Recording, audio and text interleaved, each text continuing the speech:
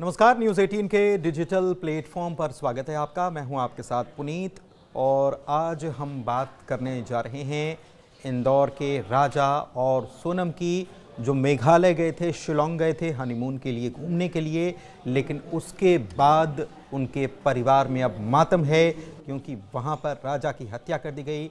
जबकि सोनम कहां है, अभी तक इस बारे में कुछ भी पता नहीं चल पाया है। हालांकि ड्रोन से सोनम रघुवंशी की खोज के लिए प्रयास लगातार किए जा रहे हैं और अभियान भी चल रहा है, लेकिन वहां पर लगातार बारिश होने की वजह से स्थितियां अनुकूल नहीं हैं। इसके बावजूद भी पुलिस अपने तौर पर पूरे प्रयास करती हुई नजर आ रही है।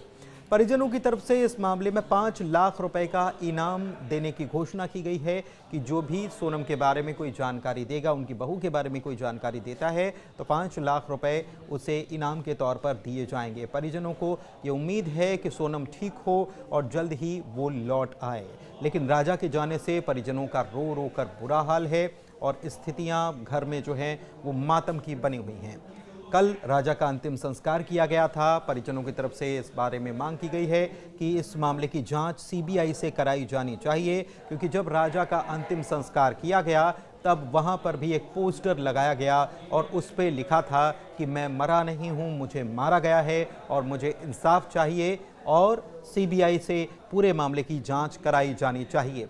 लेकिन कुछ तथ्यों की बात करना यहाँ पर बहुत ज़रूरी है और उन्हीं तथ्यों का जिक्र या उन्हीं तथ्यों की चर्चा आज हम आपके साथ करने वाले हैं। मामला क्या है, अभी तक जो जो चीज़ें सामने आई हैं वो हम आपके सामने एक एक करके रखने वाले हैं, क्योंकि राजा की बॉडी जब मिली थी तो उनके हाथ मुट्ठी बंधी हुई थी, उनके हाथ जो है ऐसे जकड़े हुए थे। जब पुलिस की तरफ से उन्हें खोला गया तो उसमें से एक हैरान कर देने वाली चीज़ मिली है। जब मुट्ठी खोली गई तो उसमें से सफ़ेद रंग के कपड़े का टुकड़ा मिला है। अब ये कपड़े का टुकड़ा किसका है, इस बात की पड़ताल भी की जाएगी। फॉरेंसिक जांच के लिए ये सैंपल सब इकट्ठा किए गए हैं। हो सकता है कि राजा का किसी से संघर्ष हुआ हो जब उनके ऊपर हमला किया जा रहा था और इस दौरान उसके कपड़े का टुकड़ा उनके हाथ में आ गया हो। लेकिन ये कौन व्यक्ति था और कितने व्यक्ति थे, ये भी एक बड़ा सवाल है। इसके अलावा जो वहां पर घटनास्थल है, पुलिस ने जो बताया है उसके मुताबिक वहां पर एक फीमेल सफ़ेद रंग की शर्ट भी मिली है और कुछ ही दूरी पर एक फीमेल रेनकोट भी मिला है। लेकिन ये शर्ट या ये रेनकोट किसका है, अभी ये भी साफ नहीं हो पाया है। साफ इसलिए नहीं हो पाया है क्योंकि अभी तक उसकी फॉरेंसिक जांच नहीं हुई है, इसलिए पुलिस अभी तक ये इस बात पर पुख्ता कहीं पर बात नहीं कह पा रही है कि ये है किसका। क्या ये सोनम के ही कपड़े हैं या फिर नहीं हैं? नहीं है तो ठीक, अगर सोनम के कपड़े हैं तो फिर भी कई सारे सवाल खड़े होते हैं। मसलन कि सोनम के अगर ये कपड़े हैं तो रेनकोट और शर्ट मिल जाती है, तो बाकी के कपड़े कहाँ हैं, ये भी एक सवाल उठता है। और सोनम किस हालत में उनको वहाँ से ले जाया गया, ये भी एक सवाल उठता है। एक बात और है कि जिस हथियार से हत्या की गई उसका नाम डाऊ है। ये स्थानीय तौर पर इसका इस्तेमाल किया जाता है, लकड़ी काटने के लिए यहाँ के लोग इसका इस्तेमाल करते हैं। इसमें एक नया तथ्य ये सामने आया है कि हर घर में अमूमन डाऊ होता है, क्योंकि वहाँ पर जंगली इलाका है, जंगल ज़्यादा है, तो वहाँ पर लकड़ी काटने के लिए इस डाऊ का इस्तेमाल हर व्यक्ति वहाँ पर करता हुआ नज़र आता है। लकड़ियाँ इकट्ठा करता है और फिर अपने रोज़मर्रा के कामों को वो निपटाता है, खाना पकाना और तमाम चीज़ें। लेकिन इसमें जो डाऊ इस्तेमाल किया गया वो नया डाऊ था, यानी कि एक नया हथियार था लकड़ी काटने का। तो इससे पहले ये समझा जा सकता है कि ये नया डाऊ था तो वारदात से पहले इसे ख़रीदा गया होगा और ये वारदात की नीयत से ही ख़रीदा गया होगा। ये बात पुलिस को लग रही है, इस पर भी पुलिस जांच पड़ताल कर रही है। पुलिस का एक एंगल ये भी है कि ये लूट की घटना हो सकती है, जिन्होंने कुछ लुटेरे हो सकते हैं, डकैत हो सकते हैं जिन्होंने ये वारदात अंजाम दी हो, तो पुलिस इस एंगल पर भी जांच कर रही है। लेकिन स्थानीय लोग भी डाऊ का इस्तेमाल करते हैं, परंतु एक बात और है कि वो नया डाऊ बेहद कम खरीदते हैं, क्योंकि उनके पास जो पुराना बहुत वक्त से चला रहा है उसी का वो इस्तेमाल करते हैं, उसी को ठीक कराते हैं, या उसी में अगर धार कम हो गई तो धार कराकर उसी से काम चलाते हैं। तो ये बात साफ हो गई कि नया डाऊ जो खरीदा गया वो वारदात को अंजाम देने के लिए ही खरीदा गया। मौकाए वारदात पर ही हथियार भी मिल गया, तो ये भी सवाल खड़ा होता है कि मौकाए वारदात पर हथियार छोड़ा कैसे जाता। अमूमन क्या होता है कि कभी भी ऐसी घटनाएं जब होती हैं तो ये हिस्ट्री बताती है या जो पुलिस जांच करती है तो उसमें ये पता चलता है कि हथियार जो है उसे मौका वारदात पर छोड़ा नहीं जाता, बल्कि उसे छिपाया जाता है, उसे कहीं और फेंक दिया जाता है ताकि कोई सबूत हाथ में न लगे। लेकिन ये हत्यारा जो है हथियार छोड़कर भाग गया है। तो इसके पीछे क्या है, इस मामले में क्या जानबूझकर ये सब किया गया है या घबराकर ये सब किया गया है कि वारदात को अंजाम दी गई और उसके बाद हथियार वहीं फेंक दिया गया? ये भी एक बड़ा सवाल है। क्या ये क्राइम सीन क्रिएट किया गया? ये भी एक बड़ा सवाल है कि जानबूझकर किया गया क्या, और ये पुलिस की जांच को प्रभावित करने के लिए किया गया क्या, कि हथियार कहाँ रखेंगे, कहाँ इसको फेंकेंगे, इससे अच्छा है कि इसको यहीं फेंक कर चलते बना जाए। ये भी एक बड़ा सवाल है। हत्यारे ने वहीं पर छोड़ा क्यों, ये भी जांच का एंगल है। इसके साथ पुलिस इस बात की भी जांच कर रही है कि सोनम के साथ कहीं कोई गलत हरकत तो नहीं की गई, क्योंकि वो कपड़े जो मिले हैं उससे एक डाउट क्रिएट हो रहा है कि महिला के कपड़े वहां से मिले हैं। लेकिन बात वही है कि कपड़े पूरे नहीं हैं, यानी कि केवल शर्ट है और फिर रेनकोट है। तो ये भी एक बड़ा सवाल है कि अभी कपड़े पूरे नहीं मिले हैं। तो आसपास के इलाके को वहां ड्रोन से सर्च किया जा रहा है, लेकिन परिजनों को शक क्या है? परिजनों को शक है कि वहां पर कुछ लोग ऐसे भी सक्रिय हैं। उन्होंने आसपास के लोग, जो स्थानीय लोग जो हैं, जब राजा और सोनम को खोजा जा रहा था, परिजन इतने दिनों से मौजूद थे, तो उनसे बातचीत की और उनसे बातचीत में उनको जो खबर लगी या उनको जो जानकारी लगी उसके मुताबिक उनको ये लग रहा है, उनको शक जाहिर हो रहा है कि मानव और अंग तस्कर जो है यहाँ पर वो सक्रिय रहते हैं और ऐसे में कहीं सोनम को अगवा करके बेच तो नहीं दिया गया या अंगों का सौदा करने के लिए तो कुछ नहीं किया गया।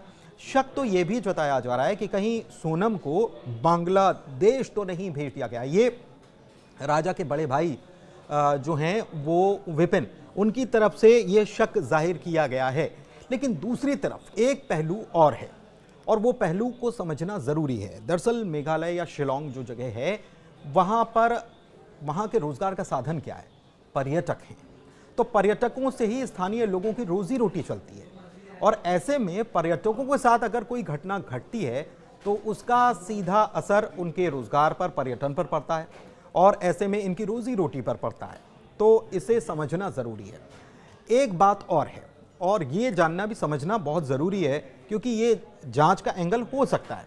दरअसल मेघालय वो राज्य है जहां पर मात्र सत्ता काम करती है, यानी कि पुरुष प्रधान नहीं, मात्र महिला प्रधान यहां पर व्यवस्था है, सामाजिक व्यवस्था, यानी कि परिवार में महिलाएं प्रमुख होती हैं और वहां पर महिलाओं से बदतमीजी या बदसलूकी करने वाले जो हैं उनको समाज माफ नहीं करता है। वहां पर एक बड़ा अपराध इसे माना जाता है क्योंकि महिलाओं को सम्मान की दृष्टि से देखा जाता है वहां पर।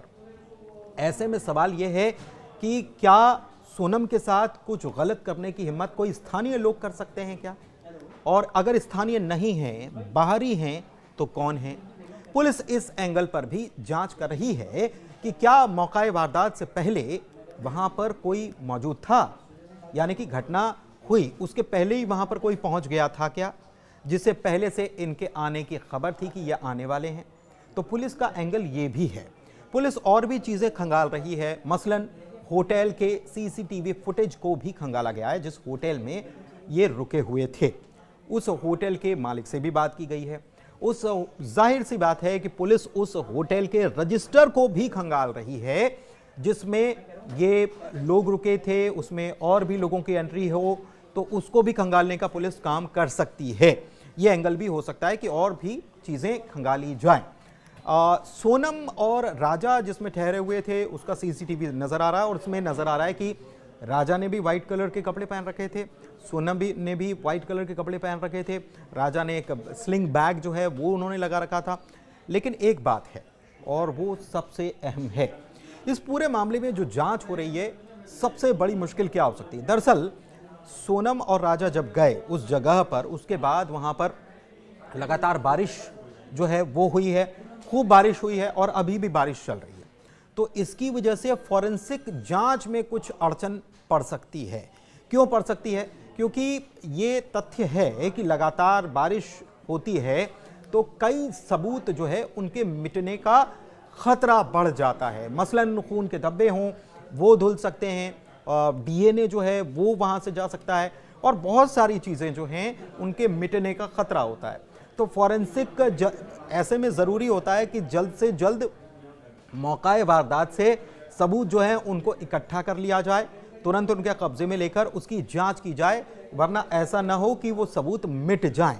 36 घंटे के बाद, अब देखिए एक समस्या और है कि 36 घंटे ये लापता हुए, उसके 36 घंटे के बाद राजा और सोनम के लापता होने की खबर पुलिस को लगी थी और उसके बाद पुलिस ने जांच शुरू की, तलाशबीन शुरू की, खोज शुरू की और उसके बाद 2 तारीख को राजा के शव के मिलने की खबर सामने आती है। तो इस दौरान एक लंबा वक्त गुजर गया, बारिश वहां पर हो ही रही थी, तो एक फॉरेंसिक पहलू भी है जिसमें बड़ी समस्या हो सकती है इस मामले में जांच करने में। लेकिन एक बात और है कि 36 घंटे का वक्त कम नहीं होता है। जिसने भी इस वारदात को, अगर जब से लापता हुए और उसके बाद अगर उसी वक्त वारदात अंजाम दी गई तो जाहिर सी बात है कि पुलिस के पास जब तक ये केस पहुंचता और पुलिस जब तक जांच शुरू कर दी और उसके बाद फिर शव तक पहुंचने का मामला, क्योंकि पहले तो ये माना जा रहा था कि कहीं वो हादसे का शिकार तो नहीं हो गए, उसके बाद फिर पुलिस को जब हथियार वहां से मिला तब ये पता चला है कि ये तो हत्या का मामला है। तो ये हत्या का मामला है तो पुलिस ने उस तरीके से जांच शुरू की, लेकिन तब तक तो हत्यारा बहुत आराम से फरार हो सकता है, ये भी एक पहलू है। तो ये कई सारे पहलू हैं, कई सारे सवाल हैं जिनके बारे में अभी तक पुलिस के हाथ खाली ही हैं कि सोनम कहाँ हैं, कुछ पता नहीं है। लेकिन बहुत सारे एंगल है जिस पर पुलिस जांच कर रही है। मुख्य एंगल पुलिस की तरफ से इस मामले में बताया गया है कि लूट का ये मामला हो सकता है, लेकिन स्थानीय लोग क्या ऐसा करेंगे, सवाल ये भी है, क्योंकि उनकी रोजी रोटी का मामला है। इसके अलावा सवाल ये भी है कि नया डाउ जो खरीदा गया वो किसके द्वारा खरीदा गया, कहाँ से खरीदा गया। पुलिस इस एंगल पर भी जांच करेगी, जो डाउ निर्माता हैं उनसे भी पता किया जाएगा कि कौन कौन आया था, कब खरीदा गया था, क्योंकि स्थानीय लोगों के पास तो डाउ पहले से होता है। तो ऐसे में सवाल कई सारे खड़े हो रहे हैं और हो सकता है कि बहुत जल्द पुलिस के पास इसका कोई सिरा जो है वो लग पाए, लेकिन अभी तक सोनम का कुछ पता नहीं है। हालांकि पुलिस इस एंगल पर जांच कर रही है कि क्या कोई ऐसा शख्स था जिसे ये पहले से पता था कि राजा और सोनम यहाँ पर आने वाले हैं और उसने इसीलिए नया डाउ खरीद कर वहाँ पर ताक में बैठा हुआ था और फिर वारदात को अंजाम दिया। और सोनम कहाँ है, अभी जांच जारी है।